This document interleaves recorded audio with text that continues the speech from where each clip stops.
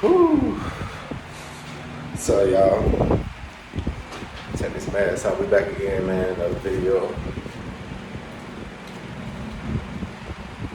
at Flying J, 75, like right north of Tampa. Took me a shit in the shower, tired. But one thing about it, these trucks out there, this shower was already always pretty clean, you know. Flying J loves most of the time. It's always pretty clean. Had a long day. Delivered a load from that load from New Mexico that I got from Albuquerque. Brought it down here to Clearwater, Florida. Yeah, it was a real long haul. Then I get to the fucking truck stop and I just cannot back up in the easiest fucking parking spot in the world, man. Somebody give me some tips down below on how to back that damn truck up, bro. It seems like at the truck stops, I have like no luck, bro. I cannot park for some reason at the truck stop. Shippers, and I got built that I can back in there like it's nothing. But at the truck stops, man, I don't know. I guess because the trucks on the other side are too close. I don't know for some reason, but somebody coming down below and help me back in there in these truck stops, man. If y'all see me out here, don't be afraid to come over and help me out, man. Y'all be catching hell, but like I said, man, we're gonna get a little shower and get some food. And I'll see y'all back in the truck, gang. Oh yeah, y'all, what's going on? So we back. Took us a little shower and got some fucking nasty ass food out of Flying J. But it's all good. I'm gonna talk about a couple pros and cons, you know, about what I did, you know, from out of school, like straight to the owner operator thing within like 45 days. So what y'all want, the good shit or the bad shit first? I'm gonna give y'all the bad shit. I'm pretty sure y'all already really know the good shit. It ain't too much, you know, but the bad shit, number one, I would say, the biggest thing for me, the biggest con. Okay, let me start like this. A lot of people, you know, when they get their CDL, they go get on with a big company, you know, Swift, I don't really know, Knight, or Prime, or CRST, you know, all those guys. And most of the time, they'll, you know, you'll do an orientation and they'll put you with a trainer for a while. And the trainer, you know, they'll really, you know, teach you a lot of more things that you need to know and have you ready, you know, for the road most of the time. But, you know, seeing what I did, I came fresh out of school, got with a small company, drove for her for 2 or 3 weeks, and then got in my truck and leased my truck onto her. So, I'm gonna talk about the cons of that. Number one, the biggest thing was, when I came out of school, they taught us how to parallel park, straight line back, and like offset backing. Those were the maneuvers you had to do, and of course a driving test to pass your test. And we did our test with like a little, I want to say it was like a little 30-foot trailer, if I ain't mistaken. It was a short trailer, so it was really easy. You get out here in the real world, you know, we got the big 53-foot trailers, and I think they will call it, you know, when you're pulling up to the shipper to back in, it's like a 90-degree, I think they call it alley, dock parking, something like that. Comment below, I don't know, so somebody tell me. That's it, I'm new, I'm learning. So okay, get into number one. I could not do that for shit. I still can barely do that for shit. Yeah, like I said, if you see me out here, man, help me out. You know, I'm pretty good now. I could get in there now. It just takes me 15 minutes. So y'all don't be rushing me and being an asshole. It took me like right now, man, I pulled in the Flying J. I was coming straight, and it was a park literally right here. Like if I'm pulling in straight, it's a park like right here to my right. But it was a truck park facing this way behind that, so the park was facing this way, if you get what I'm saying. So I had to pull past that truck and get into that parking spot. Y'all, when I tell y'all I couldn't get in that park for shit, everybody was just sitting there watching me like, how can he not get in this park? And I was getting frustrated because I couldn't get in it. But I finally got in it after 25 minutes, and I'm still, I will get out and show y'all, my truck is hanging off the fucking, out the line a little bit, but I was just like, fuck it, you know. As long as, you know, anybody saying that, I'm good. So that's number one, man. Backing, parking, it was tough, man. It's still tough on me every time. The truck stops are the worst. You know, I can't. I always have trouble backing in at a truck stop, man. It give me anxiety. I just be like, damn. You know, most of the shippers, it's okay because you have a lot of room to pull forward, and I can, you know, I usually come to my left side, get close, turn that way, you know, and back it in there. But at the truck stop, it's like I can't do that because this side of my truck gets too close to the trucks that's facing this way. So, number one is the backing. You know, I don't want to take too much time talking about that backing. Number one. Number two, what I would say would be, number two for me would be, my truck is a 13 speed. And I learned how to shift pretty good and drive when I was getting out of school, but I never got into mountains until I started doing this. I was in New Mexico, man, and like the downshifting and stuff, man, getting on those mountains, I caught pure D hell with that. My truck actually cut off one time.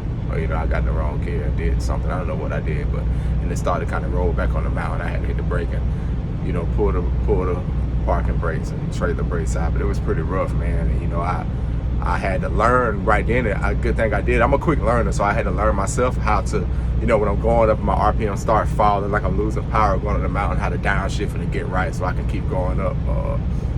But yeah, you know, being in traffic, all that constant, like, you know, you're going through cities, all that constant upshifting, downshifting, upshifting, cut off the, like, it's just, you need it. If I would have had a trainer, I probably would have been better at that. So that's another con. Another one is this might be kind of funny. I thought it probably would be common sense a lot of y'all, but I didn't know that you had to go through every fucking weight station. I spent my first 2 weeks driving in somebody else's truck. I never went through a weight station, an inspection, you know, none of that. So I'm surprised I didn't get, you know, fined or whatever. I never went through one. I kept passing by them until another driver told me, like, bro, you need to go through all of them. You know, and speaking on the weight station, another issue is, this is a big one because I never hear anybody really talking about this. The tandems, man. I'm gonna tell y'all how I learned what a tandem was. First of all, pulled up to one shipper, because one shipper they didn't never say nothing about it. I back up there. Pull up to one shipper, they like, slide your tandems back. I'm like,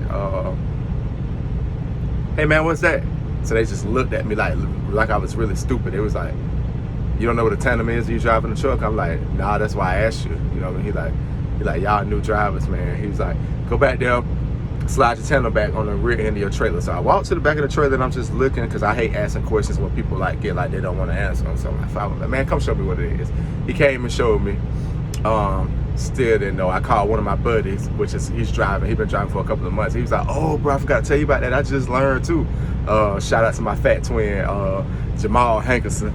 But he, you know, told me how to, you know, pop the button and, you know, to pull forward to make it go backwards and pull backwards to make it go forward. So, you know, truckers, y'all know what tandems is. I ain't gonna get into all that. But it's a rear wheel base. And I thought it was just really to maneuver for parking or whatever, because it made it a lot easier for me to back in when I used to have my tandems forward.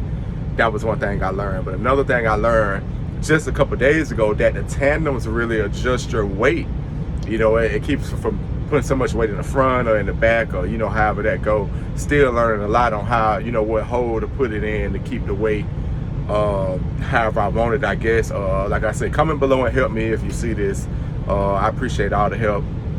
Criticism, shit talking, whatever. Just tell me whatever you got to tell me to help me out. But yeah, that was one I would have learned if I had a trainer. Sliding my tandems and adjusting my tandems.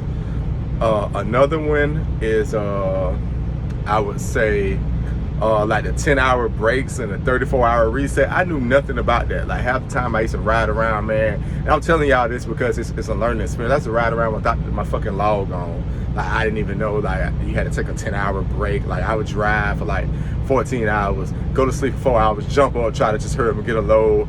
Just learned that it's illegal, so I don't do that anymore. I didn't know anything about like a 34-hour reset, that you had to take so much time off, you know, after your week or whatever. But yeah, I learned, I'm learning everything as I go, and you know, hopefully that I won't learn something in a way that hurts me or anybody else. Like I said, I'm a careful driver. You know, I never hit anything or hit anybody. You know, I can drive, but like I said, my backing skills, they need to get better. But yeah, man, that's about it for most of the cons. Those couple of things, you know, that I wish I would have had a trainer to teach me, because I have to learn it all now. But I mean, it's all good. I learned. I'm only not even really 2 months in yet, and you know, I feel like I'm doing pretty good, man. I got my own truck. I own it outright. No payments. I'm leased under this company, you know. And there's a couple of, I'm gonna give you the pros. Like I said, I got my own truck. It's mine. It's got a new, you know, rebuilt engine in it. It's only like probably 100,000 miles in the rebuild. I got a new transmission. It's a Eaton Fuller transmission. The truck is a 13-speed, but it runs really good, man. Everything works with the truck. I mean, it's wonderful, man. And I'm gonna let y'all in on something I usually don't like to talk about finances and stuff, but I only paid $15,000 for it. So that was a steal. But yeah, you know, on my own truck, I'm with this company, No Force Dispatching. I usually do about 8,000 a week, you know, subtract her percentage of my gas, usually about 4,500, 5,000 a week, you know, net profit. So since my first week, you know, going forward, I'm just talking about since my first week being in my truck. But you know, that's a couple of the pros, man. And it feels better, man. It feels good knowing that this is mine. I'm working for something that's mine, and I have something that I can leave to my daughter, you know, my family. So you know, I just want to talk about that, a couple of the pros and cons. And again, you know, if anybody looking to do this, man, you can do it. I don't have no help out here, y'all. I'm by myself, and I'm learning and earning, man, and rolling. So with that being said, I ain't gonna hold y'all too much longer. We'll save the rest of it for another video. You know, y'all, appreciate y'all for fucking with me. Y'all keep going, man.